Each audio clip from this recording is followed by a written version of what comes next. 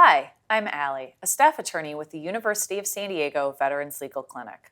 Hi, I'm Patrick, a legal intern with the Veterans Legal Clinic, and we are here today to talk to you about how to file for a change of discharge characterization that you think is related to your experience of military sexual trauma. Military sexual trauma, or MST, is the term used by the VA to include sexual assault or sexual harassment occurring during military service.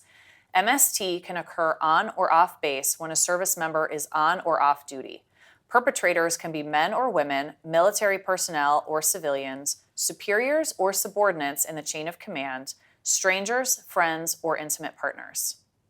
For a more detailed explanation of what counts as MST and who may have experienced MST, please see our other video tutorial about MST and accessing care.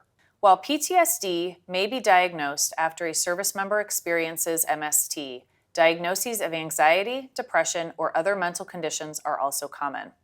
When assigning a disability rating for a service-connected mental disorder, the VA uses the General Rating Formula for mental disorders.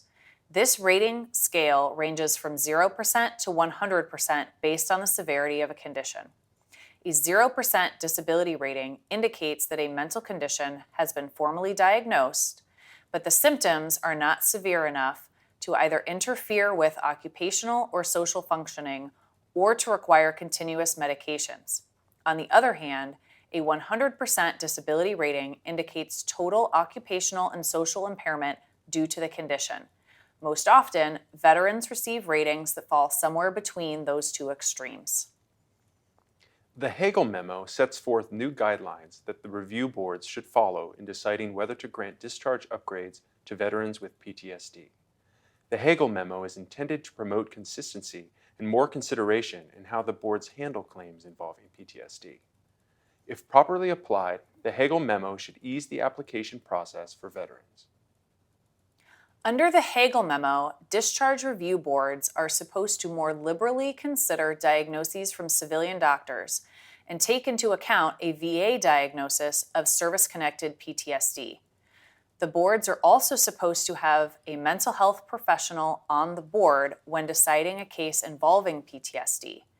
It is wise to submit evidence of PTSD along with your discharge upgrade application.